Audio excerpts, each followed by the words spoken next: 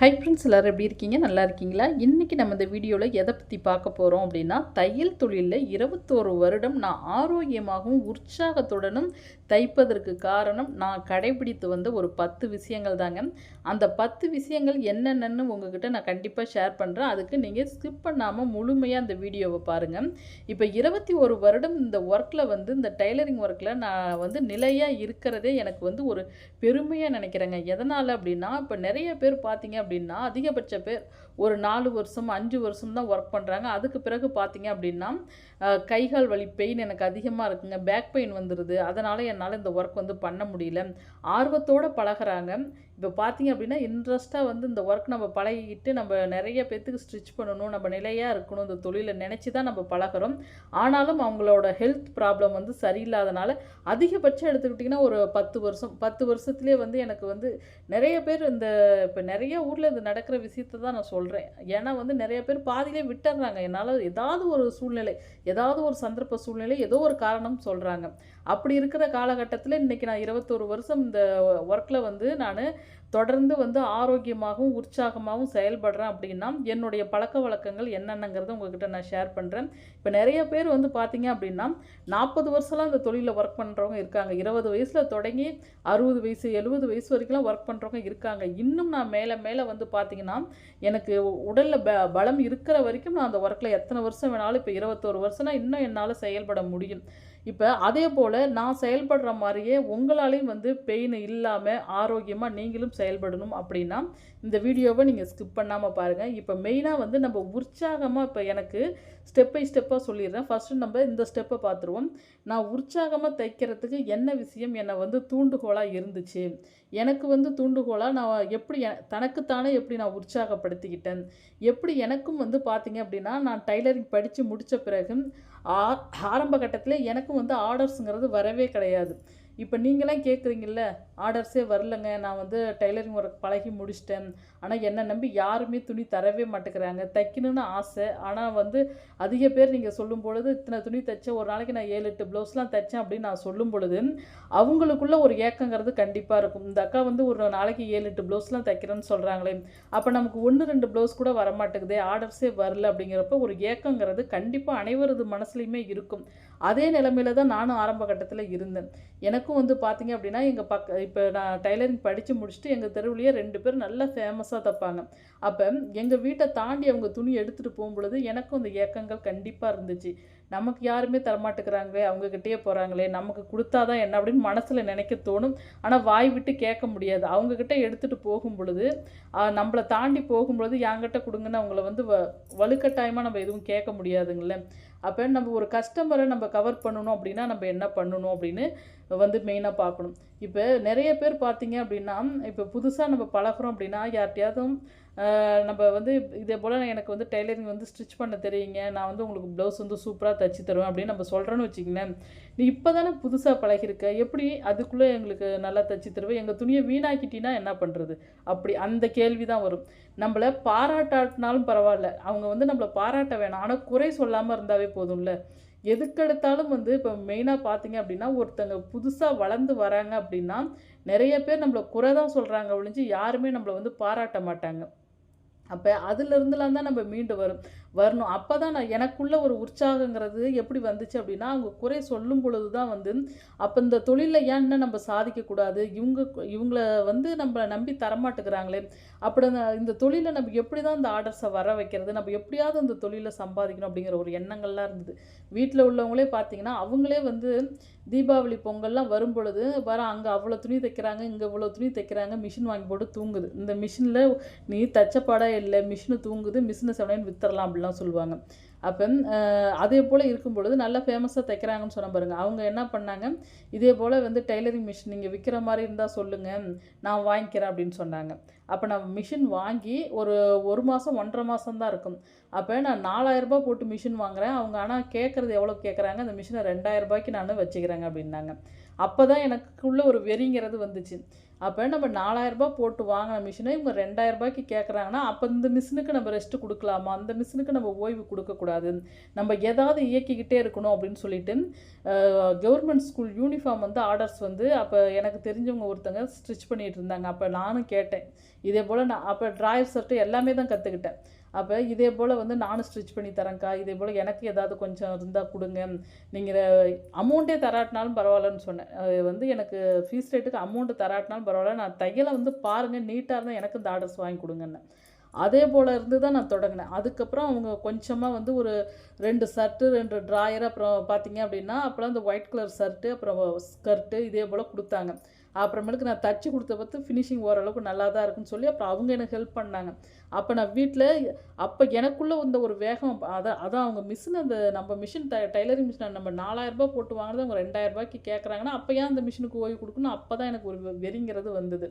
அப்போ நான் வந்து இயக்க ஆரம்பித்தேன். அப்போ வந்து தொழிலில் நான் தச்சுக்கிட்டே இருக்கிறத பார்த்துட்டு அனைவரும் எங்கள் பக்கத்து வீட்லேயே வந்து என்ன நினச்சாங்க அப்படின்னா, இப்போ தானே டெய்லரிங் கிளாஸ் படித்து முடித்தா அதுக்குள்ளே எப்படி தச்சுக்கிட்டே இருக்கா அப்படின்னு சொல்லி பார்ப்பாங்க. இதே போல் அப்புறம் நான் ஸ்கூல் யூனிஃபார்ம் ஆர்டர்ஸ்லாம் நான் வாங்கி செய்கிறத பார்த்துட்டு ஆல்ட்ரேஷன் ஒர்க் எனக்கு பண்ணி கொடுன்னு ஃபஸ்ட்டு எனக்கு வந்த ஆர்டர்ஸ் அதுதாங்க. ஃபஸ்ட்டு வந்து ஆரம்ப கட்டத்தில் இதே போல் ஆல்ட்ரேஷன் ஒர்க் பண்ணி கொடு அப்படின்னு சொன்னாங்க. அப்போலாம் இந்த ரேஷன் புடவையில் தான் அந்த உள்பாவோட தைக்கிறது, தலகாணி உரை தைக்கிறது இதே போல் சின்ன சின்ன வேலைகள் தான் கொடுத்தாங்க. அந்த வேலையை நான் விடலை. எதாக இருந்தாலும் பரவாயில்ல, நம்ம இந்த தொழில்னு கற்றுக்கிட்டோம், இதுக்கு மேலே நம்ம எந்த வேலை வந்தால் என்ன வாங்கி செய்வோம் அப்படின்னு சொல்லிட்டு தான் நான் வாங்கி செஞ்சேன். அதுக்கப்புறம் இந்த ஆல்ட்ரேஷன் ஒர்க்கு வரவங்களே அப்புறம் ஒரு ப்ளவுஸு அப்புறம் அதை நம்ம தச்சு கொடுக்குறத பார்த்த பிறகு ஓரளவுக்கு ஃபினிஷிங் நல்லா இருந்தால் அப்புறம் அவங்க வந்து இன்னொருத்தங்க கிட்ட சொன்னாங்க. இன்னொருத்தங்க வந்து வேற ஒருத்தங்க கிட்ட சொல்லி இதே போலே தான் பரவ ஆரம்பிச்சுது. இப்படியே இவங்க பரவாயில்ல ஓரளவுக்கு நல்லா தைக்கிறாங்க அப்படின்னு சொல்லி தான் அப்படி தான் எனக்கு வந்து கஸ்டமர் வர ஆரம்பிச்சுது. அதுலேருந்து தான் இந்த தொழிலை நானும் சரி, இந்த தொழில் நம்ம ஒரு கடைசி வரைக்கும் நம்ம உயிருள்ள வரைக்கும் இந்த தொழிலை நம்ம கைவிடக்கூடாது, நம்ம உற்சாகமாக அதில் தச்சுக்கிட்டே இருக்குன்னு சொல்லிட்டு எவ்வளோ வேலைகள் வந்தாலும் நானும் சலிக்காமல் செஞ்சுட்டு தாங்க இருந்தேன். இப்படி தான் வந்து நான் எனக்குள்ளே தனக்குத்தானே நான் அப்படி தான் உற்சாகப்படுத்திக்கிட்டேன். அதே வந்து நம்ம ப்ளவுஸ் தச்சு கொடுத்த பிறகு அந்த கஸ்டமர் வந்து போடுவாங்க பார்த்தீங்களா, போட்டு கரெக்டாக இருக்குது அப்படின்னு சொல்லி நம்மளை புகழ்ந்து பேசுகிறாங்க பார்த்தீங்களா, சூப்பராக தைச்சிருக்கம்மா, இது நல்லா அற்புதமாக இருக்குது, நல்லா எனக்கு ரொம்ப பிடிச்சிருக்கு நீ தைச்சிருக்கிறது அப்படின்னு அவங்க சொல்லும் பொழுது, அவங்க பாராட்டும் பொழுது நமக்குள்ளே வரும் பாருங்க ஒரு உற்சாகங்கிறது. அப்போ அவங்க நம்மளை பாராட்டும் பொழுது இன்னும் எத்தனை ப்ளவுஸாக இருந்தாலும் தைக்கலாம், சலிக்காமல் தைக்கலாங்கிற ஒரு எண்ணங்கிறது வருது. அப்போ தான் நமக்குள்ளே ஒரு உற்சாகம் அதிகமாகிடும். அப்போ அதிகமாகும் போது இதை விட இன்னும் பெட்டராக தைக்கணும், இதை விட இன்னும் சூப்பராக நம்ம தைச்சி எல்லாத்துக்கும் கஸ்டமருக்கு நிறைய கஸ்டமருக்கு நம்ம தைச்சி கொடுக்கணும் அப்படி சொல்லி தான் எனக்குள்ளேயே உற்சாகத்தை நான் ஏற்படுத்திக்கிட்டேன். இதில் வந்து ஒரு நடந்தது என்ன அப்படின்னு பார்த்தீங்க அப்படின்னா, அப்போ ஆரம்ப கட்டத்திலலாம் இப்போ நான் டெய்லரிங் ஒர்க்கு படித்து முடிச்சோன்னா மொபைல்லாம் அதிகம் கிடையாது. அப்போ வீட்டில் எந்த நேரம் பார்த்தாலும் சீரியல் ஓடிட்டே இருக்குங்க. அப்போ இந்த சீரியல் ஓடும்பொழுது எனக்கு சீசன் டைம்லாம் அதிகம் அப்புறம் ஆர்டர்ஸ் அதிகம் வர ஆரம்பிச்சுது. அப்புறம் ஓரளவு கஸ்டமர் பிக்கப் ஆன பிறகு பார்த்தீங்க அப்படின்னா சொல்லுவாங்களே, ஆரம்பத்தில் வந்து நல்லா ஸ்பீடு இருக்கும், அதுக்கு பிறகு பார்த்திங்கன்னா ஒரு தொழிலை நம்ம தொடர்ந்து செயல்படும் பொழுது ஒரு சோம்பேறித்தனம் வரும்னு சொல்லுவாங்க. அதே போல் சின்ன சின்ன சோம்பேறித்தனமும் அப்புறம் எனக்கு வர ஆரம்பிச்சுது. அது வீட்டில் அம்மா அக்கால சீரியல் அதிகம் பார்த்துட்டே இருப்பாங்க. அப்போ நம்மளுடைய கவனச்சிதறல் மெயினாக வந்து பார்த்திங்க அப்படின்னா அந்த சீரியல்லாம் பார்க்க ஆரம்பிச்சிட்டோம் அப்படின்னா நான் தச்சிட்டே இருப்பேன். அப்போ சீரியல் ஓடும் பொழுது கவனம் எல்லாம் எனக்கு அங்கேயே தான் போகும். ஆமாம், அடுத்த சீன் என்ன வரும், அடுத்த சீன் என்ன வரும்னு அதையே பார்த்துட்டு இருக்கும் பொழுது இங்கே தைக்கிற வேலை அப்படியே பெண்டிங் ஆகிடுச்சு. அடுத்த சீரியல்னா அவங்கள கூட நம்மளும் சேர்ந்து பார்க்க வேண்டியதான், இங்கே வேலை பெண்டிங் ஆக வேண்டியதான், அப்புறம் கஸ்டமர் வந்து திட்ட வேண்டியதான். இதே போலே தான் எனக்கு வந்து இதாச்சு. அதே வந்து எனக்கு ஒரு சோம்பேறித்தனம் மலப்புத்தன்மையாக அப்படியே துணி தைக்கிறத போட்டுட்டு அப்படியே அவங்க கூட உட்காந்துட்டு அப்படியே சீரியல் பார்த்துட்டே இருப்பேன். அப்படி பார்த்துட்டே இருக்கும் பொழுது தான் நான் எனக்கு அப்புறம் தான் யோசித்தேன், ஆகா அந்த சீரியலில் இருந்து நம்ம விலகி வந்தால் தான் அந்த டெய்லரிங் ஒர்க்கில் நம்ம நிலச்சி இருக்கணும், அந்த தொழிலில் நம்ம நிலச்சி இருக்கணும், சீரியல் பார்க்குறத முதல்ல நம்ம ஸ்டாப் பண்ணணும் அப்படின்னு ஒரு முடிவுங்கிறத எடுத்தேன். ஏன்னா கஸ்டமர் அவ்வளோ பேர் திட்டினாங்க. அப்போ நம்ம இந்த ஆர்டர்ஸ் வர எவ்வளோ ஒரு கஷ்டப்பட்டோம். அப்புறம் நைட்டு தூங்கும்போது நினச்சி பார்ப்போம், ஆமாம் நம்ம இந்த ஆர்டர்ஸ் வரத்துக்கு எவ்வளோ உழைச்சிருக்கோம், நம்ம எவ்வளோ ஹார்ட் ஒர்க் பண்ணியிருக்கோம், கஸ்டமர் வருவாங்களா, துணி கொடுப்பாங்களா கொடுக்க மாட்டாங்களான்னு ஏங்கணும். இப்போ இந்த அளவுக்கு நம்ம கஸ்டமரை பிக்கப் பண்ணிவிட்டு நம்ம சீரியல் பார்த்துக்கிட்டு நல்லா சோம்பேறித்தனமாக தூங்கிக்கிட்டு இருந்தால் இந்த தொழிலை எப்படி நம்ம டெவலப் பண்ண முடியும், நமக்கு என்ன ஹெல்ப்புக்கும் ஆள் இல்லை, நம்மளே பட்டன் கட்டணும், ப்ளவுஸ் கட் பண்ணணும், ஸ்டிச் பண்ணணும். அப்போ இந்த சீரியல் பார்க்கறத முதல்ல ஸ்டாப் பண்ணணும் அப்படின்னு முடிவெடுத்தங்க. எதுவுமே நம்ம ஒரே நாளையில் ஸ்டாப் பண்ண முடியாதுல்ல, அதையே படிப்படியாக சன்னமாக அன்னைக்கு மாற்றின பழக்கம்தான். இன்ன வரைக்கும் எனக்கு சீரியல் பார்க்குறது பிடிக்கவே பிடிக்காது.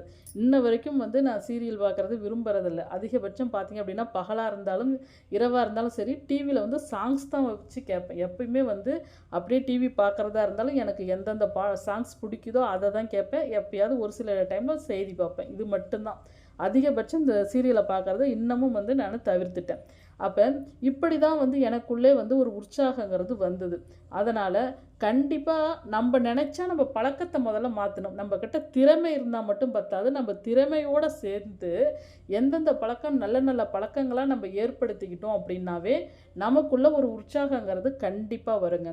மெயினாக பார்த்தீங்க அப்படின்னா கல்யாணம் ஆனதுக்கு பிறகு, மேரேஜ் ஆனதுக்கு பிறகு எனக்கு பார்த்தீங்க அப்படின்னா அப்போ வந்து கல்யாணம் ஆகாததுக்கு முன்னாடி நமக்கு தைக்கிற வேலை மட்டும்தான். நான் வீட்டு வேலையெல்லாம் அக்கா, அம்மா எல்லாருமே அவங்க கலந்து செஞ்சுக்குவாங்க. நான் வீட்டு வேலை அதிகம் செய்யவே மாட்டேன். அதனால் எனக்கு வந்து தெரிஞ்சுக்கொள்ள அப்போ நமக்கு வந்து மேரேஜுங்கிறது ஆன பிறகு அப்போ நம்ம அப்போ கடை வச்சு நான் வந்து ஒரு 4 வருஷம் வந்து ஒர்க் பண்ணேன். அப்போ கடை வச்சு ஸ்டிச் பண்ணும் பொழுது அதுக்கப்புறமேலுக்கு குழந்தைகளெல்லாம் ஆன பிறகு கடை வச்சு இயக்க முடியாத ஒரு சூழ்நிலை ஆனதுனால வீட்டிலே தான் தைக்க தொடங்கினேன். அப்போ வீட்டிலே தைக்கும் பொழுது நம்ம குழந்தைகளை பார்த்துக்கணும், வீட்டு வேலை செய்யணும், எல்லாம் நம்ம ஸ்டிச் பண்ணணும், துணியும் தைக்கணும். இது எல்லாம் நம்ம வந்து கவுண்டிங் பண்ணும் பொழுது தான் வந்து நமக்கு அந்த வேலை வந்து ஒரு சுமையாக வந்து நமக்கு ரொம்ப ரிஸ்க்காக தெரிகிற மாதிரி இருக்கும். அப்போ அதிலிருந்து நம்ம அந்த ரிஸ்க்காக நினைக்காம நம்ம பிளான் பண்ணி பண்ணி செஞ்சோம் அப்படின்னாவே இந்த வேலைகள்ங்கிறது நமக்கு ரொம்ப ரொம்ப ஈஸியாக இருக்கும். மெயினாக வந்து பார்த்திங்க அப்படின்னா நான் வீட்டில் தைக்கிறதுனால நான் தினமும் வந்து என்னென்ன பழக்கங்கள் கடைபிடிக்கிறேன் அப்படின்னா, இப்போ எப்பவும் வந்து நான் காலையில் எழுந்திருக்கிற டைம்னு எடுத்துக்கும் பொழுது கரெக்டாக நான் 5 மணி அதிகபட்சம் பார்த்திங்கன்னா என்னைக்காவது ஒரு நாள் தான் 5 மணிக்கு எழுந்திருப்பேன். மெயினாக வந்து மணி 4:45க்கெலாம் ஷார்ப்பாக எழுந்திரிச்சிருவாங்க. இப்போ நீங்கள் டெய்லியும் அதே போல் எழுந்திரிச்சு பாருங்களேன். 4:45 நம்ம எழுந்திரிக்கும் போது எனக்கு அலாரம் வைக்கவே தேவையில்ல. கரெக்டாக அந்த டைம் ஆனால் 4:45லேருந்து 5க்குள்ளே எப்படியும் முழிப்பு வந்துடும். அதுக்கு பிறகு பார்த்திங்கன்னா நான் தூங்கவே மாட்டேன். அதுக்கு பிறகு எனக்கு தூக்கங்கிறது வரவே வராது. இப்போ நான் கடைப்பிடிச்சிட்டு வர்றதை உங்ககிட்ட நான் சொல்லிகிட்ருக்கேன். ஏன்னா நம்ம ஷார்ப்பாக ஒரு 5 மணிக்கெலாம் எழுந்திரிச்சாதான் நம்ம வீட்டு வேலைகள் செய்கிறதா இருந்தாலும் நான் 5 மணிக்கெலாம் ஷார்ப்பாக எழுந்திரிச்சு வாசலுக்கு தண்ணி தெளித்து கோலம் போட்டுட்டு பல்ல விளக்கிட்டு ஆரம்ப கட்டத்தில் நான் டீ தான் குடிச்சிட்டு இருந்தேன். வந்து நமக்கு வெறும் வயிற்றில் வந்து நம்ம டீ அதிகமாக நம்ம எடுத்துக்கும் பொழுது நமக்கு என்ன ஆகுது அப்படின்னு பார்த்தீங்கன்னா எனக்கு இந்த பல் பிரச்சனைகள் இதே போல் வந்ததுனால வெறும் வயிற்றில் நம்ம கண்டிப்பாக ஒரு மிதமான சூடு ஒரு 1/2 லிட்டர் தண்ணி குடித்து முடித்த பிறகு 1/2 லிட்டர் தண்ணி குடிக்கும் பொழுது அதுக்கு பிறகு நமக்குள்ள ஒரு உற்சாகங்கிறது கண்டிப்பாக வந்துடும். அந்த தூக்க கலக்கம், டயர்டு எல்லாமே போயிடும். அப்போ நமக்குள்ள ஒரு உற்சாகங்கிறது கண்டிப்பாக வந்துடும். அதுக்கு பிறகு பார்த்தீங்க அப்படின்னா நம்ம பல்லாம் துளைக்கி முடிச்சுட்டு தண்ணீர்லாம் குடிச்சிட்டு நம்ம வீட்டு வேலைங்கிறத நானும் ஒர்க் பண்ண ஆரம்பிச்சிருவேன். சின்ன சின்ன வேலைகள் பாத்திரங்கள் ஒருதாக இருந்தாலும் இதே போல் சின்ன சின்ன வேலைகளாக வந்து சமைக்க தொடங்கிடுவேன். ஏன்னா நம்ம சமையலுங்கிறது பார்த்திங்க அப்படின்னா நான் வந்து ரொம்ப வந்து நைட்டே வந்து பார்த்திங்க அப்படின்னா இந்த வெங்காயம், பூண்டு இதே போல் வந்து நம்ம டிஃபன் பண்ணுறோம் அப்படின்னா நம்ம இந்த வெங்காயம், பூண்டுலாம் நைட்டே நம்ம உரித்து ஃப்ரிட்ஜில் வச்சுட்டோம் அப்படின்னா நமக்கு ரொம்ப ரொம்ப யூஸ்ஃபுல்லாக இருக்கும். காலையில் எழுந்திரிச்சு நம்ம சமைக்கும் பொழுது ஈஸியாக வந்து நம்ம குயிக்காக செஞ்சு முடிச்சிடலாம். ஏன்னா அப்போ நமக்கு சிரமங்கிறது இருக்காது. அதே போல் தான் நான் சமைக்கிற வேலையெல்லாம் பார்த்திங்க அப்படின்னா எல்லா வேலையும் டோட்டலாக வந்து ஒரு 8 மணிக்குள்ளே முடிச்சிருவாங்க. ஏன்னா நம்ம காலையில் அந்த டைமுக்குள்ளே எழுந்திரிச்சாதான் ஒரு 8 மணிக்குள்ளே ஈஸியாக நம்ம முடிச்சிட முடியும். எல்லாம் 8 மணிக்குள்ளே அனைத்து வேலையும் சமையல் வேலை எல்லாம் வீட்டு வேலையெல்லாம் முடிச்சுட்டு 8 to 9க்குள்ளே பார்த்திங்க அப்படின்னா நம்ம குளிக்கிறதா இருந்தாலும் குளிச்சுட்டு டிஃபன் சாப்பிட்றதா இருந்தாலும் சாப்பிட்டு ஷார்ப்பாக மிஷினுக்கு நம்ம 9 மணிக்கெலாம் உட்கார ஆரம்பிச்சிடணும். ஏன்னா 9 மணிக்கு எனக்கெலாம் வந்து பார்த்திங்க அப்படின்னா 9 மணியை தாண்டிடுச்சு அப்படின்னாவே கஸ்டமர் ஒவ்வொருத்தராக வர தொடங்கிடுவாங்க. அப்போ அவங்க கஸ்டமர் வந்து ஏன்னா அந்த ஆல்ட்ரேஷன் ஒர்க் கொண்டு வருவாங்க. அது இல்லாத இடையில கஸ்டமர் வந்து ப்ளவுஸ் கொடுப்பாங்க, அவங்களுக்கு அளவு எடுக்கணும். இதே போல் சின்ன சின்னதாக நம்ம இருக்கும் பொழுது அப்போ வந்து நமக்கு இந்த கவனச்சிதறல்ங்கிறது கண்டிப்பாக வந்து இருக்கக்கூடாது. ஒரு ஒர்க்குன்னு நம்ம எடுத்துக்கிட்டோம் அப்படின்னா நம்ம கொஞ்சம் லேட் ஆகட்டுமே அப்படின்னு சொல்லி நம்ம வீட்டு வேலையை செய்கிறதா இருந்தாலும் நம்ம லேட் படுத்தணும்னு வச்சுங்களேன், தள்ளி போட்டோம் அப்படின்னாவே அப்போ என்ன ஆகும் அப்படின்னா நம்ம இங்கே வீட்டு வேலை செஞ்சுட்ருப்போம். அப்போ கஸ்டமர் வருவாங்க. அப்போ நம்ம இந்த வேலையை பார்க்குறதா இல்லை அங்கே கஸ்டமரை கவனிக்கிறதா நமக்கு ரொம்ப கன்ஃபியூஷன் ஆகிடும். அதனால் நான் எப்போவுமே காலையிலேயே எழுந்திரிச்சிருவேன். இதே வந்து நான் ஒரு 6:30 மணி 7 மணிக்கு எழுந்திரிச்சுன்னா எனக்கு டைம் ஒர்க் அவுட்டே ஆகாது. என்னால் கரெக்டாக வந்து அந்த 9 மணிக்கு ஷார்ப்பாக மிஷின்கிட்ட நெருங்கவே முடியாது. அதனால் நான் காலையில் கடைபிடிக்கிற பழக்கம் இதுதான். இதே வந்து 9 மணிக்கு நான் மிஷினில் தொடங்கி உக்காந்தேன் அப்படின்னா கரெக்டாக ஒரு 11 மணி அளவில் அப்போ நம்ம ஒரு 11 மணி வாக்கில் நம்ம பார்த்தீங்க அப்படின்னா நான் என்ன செய்வேன் அப்படின்னா, நீங்கள் இந்த விஷயத்தை நீங்கள் ஃபாலோ பண்ணுங்கள். உங்களுக்கு உடல் ஆரோக்கியங்கிறது, ஏன்னா ஒவ்வொரு பெண்களுமே டெய்லரிங் ஒர்க் பண்ணுறப்போ ஒவ்வொரு பெண்களுக்குமே உடல் ஆரோக்கியங்கிறது ரொம்ப ரொம்ப முக்கியம். ஏன்னா சொல்லுவாங்களா, சுவர் இருந்தால் தான் சித்திரம் வரைய முடியும் அப்படின்னு. அதே போல் நம்ம உடல் ஆரோக்கியமாக ஹெல்த்தாக இருந்தால் மட்டும்தான் நம்ம நிறைய துணிகள் தைக்க முடியும், நிறைய சம்பாதிக்க முடியும். நிறைய பேர் வந்து நம்ம உடலை கவனிச்சிக்கிறதே கிடையாது. நம்ம தைக்கணுமே அப்படின்னு சொல்லிட்டு நம்ம சிக்கனமாக இருக்கிறதுல நம்ம சிக்கனமாக இருக்கலாம். அதே வந்து உணவு விஷயத்தில் நம்ம சிக்கனங்கிறது நான் கண்டிப்பாக எப்பயுமே வந்து இந்த உணவு விஷயத்தில் சிக்கனமாக இருக்க மாட்டேன். ஏன்னா நம்ம சாப்பிட்றது நம்ம நல்ல சத்துள்ள உணவாக எடுத்துக்கிட்டோம் அப்படின்னா தான் நம்ம ரொம்ப நேரம் மிஷினில் கை கால் வலி பெயின் இல்லாமல் நம்ம ஸ்டிச் பண்ண முடியும். அதனால் நான் மதியம் மணி ஒரு 11 மணி அளவில் பார்த்தீங்க அப்படின்னா, அப்போ தான் வந்து எனக்கு கொஞ்சம் டயர்டாக இருக்கிற மாதிரி ஒரு ஃபீலிங் வரும்போது 11 மணி 11:30 வாக்கில் ஒரு டம்ளர் டீயும் நம்ம சுண்டல் வந்து அவிச்சு நீங்கள் வச்சுருந்தீங்கன்னா, நீங்கள் தாராளமாக ஒரு கப் சுண்டலும், சின்னதாக ஒரு கப் சுண்டலும் ஒரு ஒரு கப் டீயும் நம்ம குடிக்கும் பொழுது அப்போ நமக்குள்ளே வந்து ஒரு உற்சாகங்கிறது கண்டிப்பாக இருக்கும். அப்போ எனக்கு கொஞ்சம் சுறுசுறுப்பாக தைக்கிறதுக்கு எனக்கு அதே போல் நான் டெய்லியும் கண்டினியூ பண்ணுறதுனால எனக்கு கொஞ்சம் தைக்கிறதுக்கு எனர்ஜியாக இருக்கும். அப்படியே கொஞ்சம் குட்டியாக வந்து சின்னதாக இப்போ வந்து ஒரு 1/4 மணி நேரம் மட்டும் ஒரு குட்டியாக ஒரு ரெஸ்ட் அப்படியே உட்காந்தியே வந்து பார்த்திங்கன்னா, அப்படியே ஏதாவது திங்க் பண்ணுவேன். அடுத்தது நெக்ஸ்ட் என்ன தைக்கணும், அப்படி ஒரு பிளான் பண்ணுறது. அடுத்து நெக்ஸ்ட் என்ன தைக்கணும், அடுத்து எந்தெந்த கஸ்டமருக்கு எந்தெந்த வேலையை முடிச்சு கொடுக்கணும் அப்படின்னு அப்படியே யோசித்து வச்சுட்டு, அதுக்கு பிறகு அப்புறம் ப்ளவுஸ் கட் பண்ணுறது, தைக்கிறது இதே போலே தொடங்கிக்குவேன். அப்புறம் மதியம் பார்த்திங்க அப்படின்னா, நம்ம ஒரு 2 மணி வாக்கில் தான் நம்ம மதிய சாப்பாடு சாப்பிட்டு முடித்ததுக்கு பிறகு அதுக்கப்புறம் பார்த்திங்க அப்படின்னா, நம்ம எத்தனை ப்ளவுஸ் தைக்கிறதா இருந்தாலும் தைச்சிட்டு, இடையில வந்து பார்த்திங்க அப்படின்னா ஒரு 3 மணிக்கு இதே போல் சின்னதாக ஒரு குட்டியாக இப்படி ரெஸ்ட் எடுத்து தான் செய்வேன். எப்பயும் வந்து நான் வந்து காலையில் உக்காந்தோம்னா நம்ம சாயந்தரம் வரைக்கும் மிஷின்லேயே உட்காந்தே இருக்கணும் அப்படின்னு நான் தொடர்ந்து எப்பயும் ஸ்டிச் பண்ணவே மாட்டேன். ஏன்னா நம்ம தொடர்ந்து நம்ம ஸ்டிச் பண்ணுறதுனால நமக்கு உடம்பு கைகால் வந்து டயர்டுங்கிறது கண்டிப்பாக வரும், பேக் பெயின்ங்கிறது கண்டிப்பாக வரும். எனக்கு வந்து ஏதாவது பேக் பெயின் கைகால் வலி ரொம்ப டயர்டு அதிகமாக ஆயிடுச்சுன்னு வச்சுக்கிங்களேன், அப்போ நான் கன்ஃபார்ம் வந்து ஒரு குட்டியாக ரெஸ்ட் எடுப்பேன். ஒரு அரை மணி நேரமாவது கொஞ்சம் 1 மணி நேரம் 1 ஹவர் தூங்கி எழுந்திரிச்சிட்டேன்னா அதுக்கப்புறம் நல்ல சுறுசுறுப்பாகிடும் உடம்பு வந்து ரொம்ப. ஏன்னா நைட்லாம் கண்ணு முழிச்சு நம்ம ஒரு 12 மணி வரைக்கும் தைச்சோம் அப்படின்னா காலையில் நம்ம மதியத்து டைமில் ஆட்டோமேட்டிக்காக தூக்கங்கிறது கண்டிப்பாக வரும்.